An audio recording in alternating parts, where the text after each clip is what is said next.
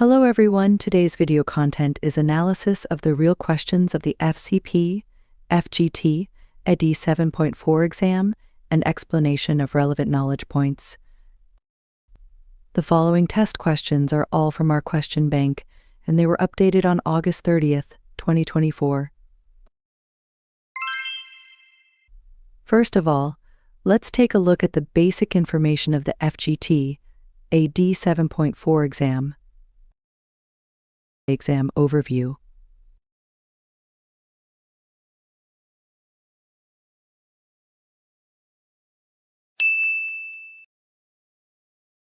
Exam topics.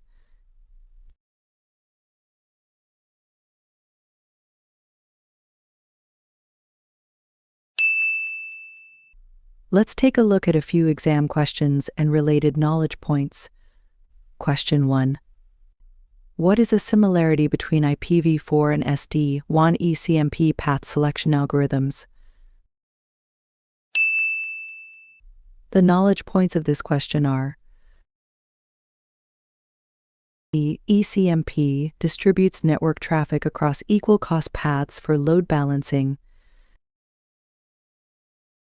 Both IPv4 and SD-WAN use ECMP to distribute traffic evenly, preventing overload on any single path and keeping the network reliable.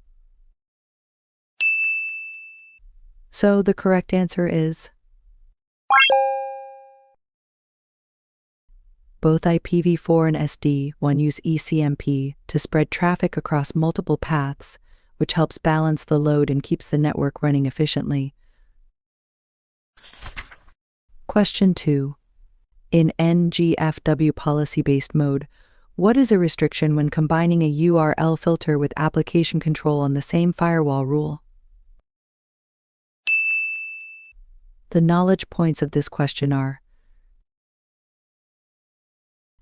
NGFW combines URL filtering and application control but has specific restrictions when applied in the same rule. Combining URL filtering and application control usually restricts scanning to browser-based traffic, focusing security on web applications. So, the correct answer is: when you combine URL filtering with application control, it usually focuses only on browser traffic, like web pages, because that's what URL filtering is designed to handle. Question 3. When configuring VLAN subinterfaces on a FortiGate operating in NAT mode, which of the following are true regarding VLAN IDS? The knowledge points of this question are: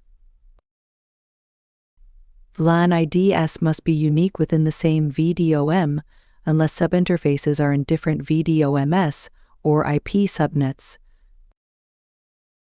VLAN IDS must be unique in a single VDOM, but can be reused in different VDOMs or subnets, simplifying network management.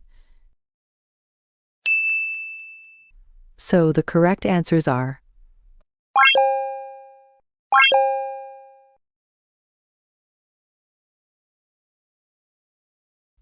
VLAN IDS can be the same if the subinterfaces are either in different VDOMs or assigned to different IP subnets. This gives you flexibility in organizing your network. Question 4.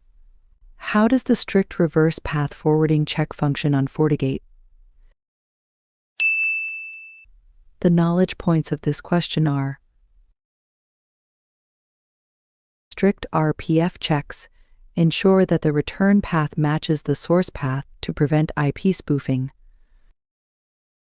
Strict RPF makes sure packets return through the same path they came from, helping to block IP spoofing. So the correct answer is: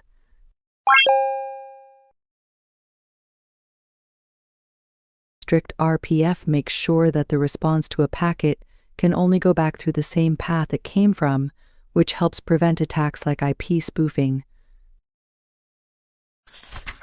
Question 5.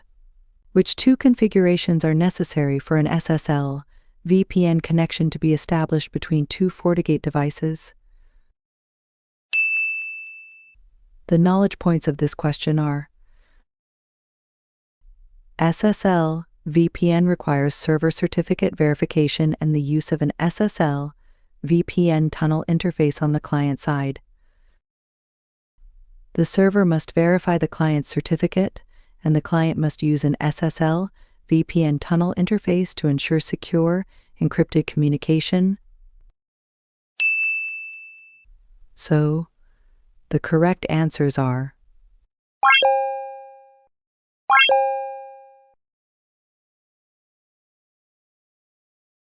for SSL VPN to work, the server needs a SIA certificate to verify the client, and the client needs to use a tunnel interface to connect securely.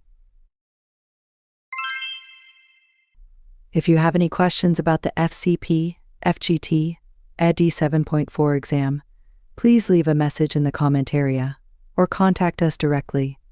Thank you everyone for watching. See you next time.